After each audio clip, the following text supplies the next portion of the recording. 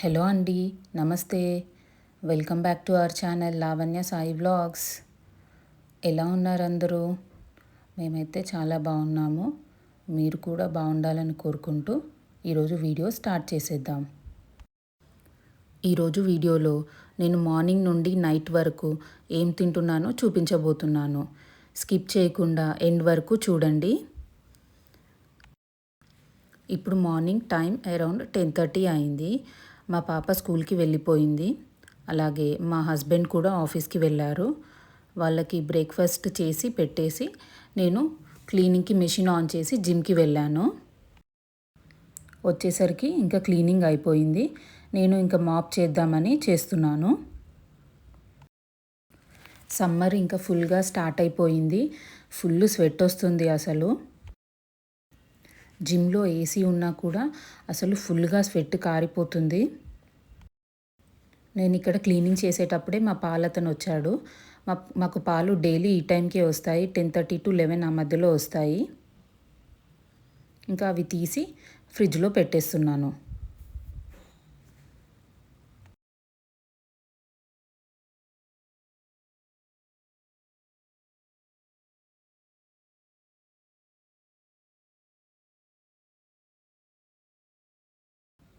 ఇంకా ఇప్పుడు స్నానానికి వెళ్తున్నాను.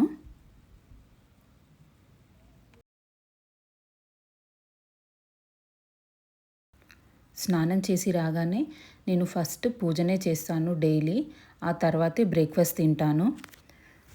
ఇలా ఇంట్లో పూజ చేసి ధూపం వేస్తే ఇల్లంతా ఒక వైబ్ వస్తుంది కదా, అదంటే నాకు చాలా ఇష్టం. ఈరోజు బ్రేక్ఫాస్ట్కి ఇడ్లీ పిండితో ఊతప్పం చేస్తున్నాను. ఇడ్లీ పిండిలో ఆనియన్స్ ఇంకా క్యారెట్ సన్నగా చాప్ చేసుకొని వేసుకున్నాను. అంతే, అదే పిండితో ఊతప్పం చేసుకుంటే చాలా బాగుంటుంది. ఇడ్లీ పిండితో ఎప్పుడు ఇడ్లీనే కాకుండా ఇలా కూడా చేసుకుంటే డిఫరెంట్గా బాగుంటాయి. అలాగే ప్రోటీన్ కోసం అవకాడో తిందామని కట్ చేస్తుంటే అది లోపల మొత్తం పాడైపోయింది. ఇంకేం చేస్తామని చెప్పి దాన్ని పడేసి ఇంకొకటి ఉంటే అది కట్ చేస్తున్నాను.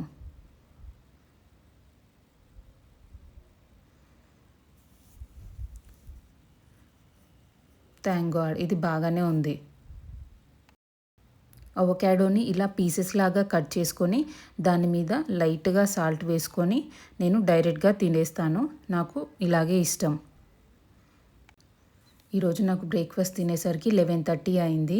ఇంకా టీవీ చూస్తూ తినేసాను.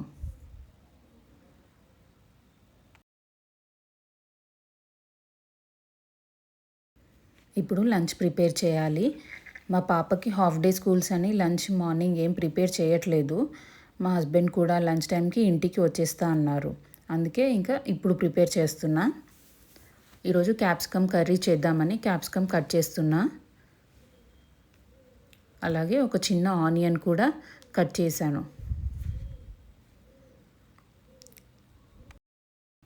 ఇప్పుడు ఆల్రెడీ టైం 12 అయింది.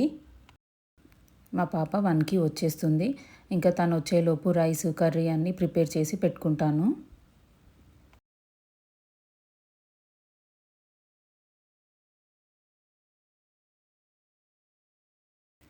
ఇక్కడ స్టవ్ మీద ప్యాన్ పెట్టి ఆయిల్ వేసి అందులో తాలింపు గింజలన్నీ వేసేసుకొని ఆ తర్వాత ఆనియన్స్ కూడా వేసి బాగా ఫ్రై అయ్యాక అల్లం వెల్లుల్లి పేస్ట్ వేసి క్యాప్సికమ్ కూడా వేసుకున్నాను.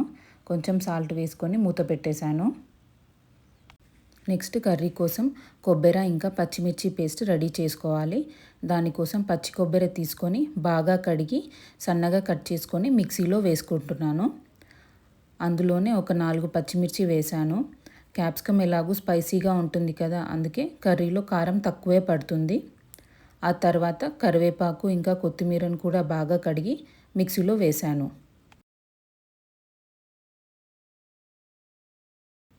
ఈ మొత్తం పేస్ట్ని క్యాప్సికమ్ కర్రీలో వేసుకొని ఒక 10 మినిట్స్ మగ్గించుకుంటే కర్రీ అయిపోయినట్టే. కూర ఉడుకుతుంటే నేను అలాగే చాపింగ్ బోర్డు నైఫ్ అన్నీ వెంటనే క్లీన్ చేసి పెట్టేశాను. వాటిని ఇప్పుడు కడగకుండా వదిలేస్తే మళ్ళీ బాగా ఎండిపోతాయి. ఆ తర్వాత క్లీన్ చేయడం కూడా కష్టమవుతుంది. సో అప్పుడే క్లీన్ చేసుకుంటే మనకు టైం సేవ్ అవుతుంది. అలాగే కిచెన్ కూడా నీట్గా ఉంటుంది. అలాగే లంచ్లోకి ప్రోటీన్ కోసం పన్నీర్ ఫ్రై చేద్దామని పన్నీర్ కట్ చేశాను. కట్ చేసిన పన్నీర్ మీద ఉప్పు కారం వేసుకొని కాసేపు పక్కన పెట్టుకోవాలి. ఇప్పుడు టైం ఆల్రెడీ 1 అయింది. ఇంకా మా అమ్మాయి వచ్చే బస్సు వచ్చేస్తుంది. సో తనను తీసుకురావడానికి వెళ్తున్నాను. వచ్చాక పన్నీర్ని ఇలా ఒక స్పూన్ ఆయిల్ వేసుకొని ప్యాన్ మీద 5 మినిట్స్ ఫ్రై చేశాను. ఇంతేనండి ఈరోజు లంచ్. నెక్స్ట్ ఈవినింగ్ డైలీ నేను ఏదో ఒక ఫ్రూట్ తింటాను. ఈరోజు ఫ్రిడ్జ్లో పపాయ కట్ చేసింది ఉంటే దాని మీద సన్ఫ్లవర్ సీడ్స్, పంకిన్ సీడ్స్ వేసుకొని తింటున్నాను. సమ్మర్లో ఇలా చల్లగా ఫ్రిడ్జ్లో నుండి తీసిన ఫ్రూట్స్ తింటే ఎంతో హాయిగా ఉంటుంది.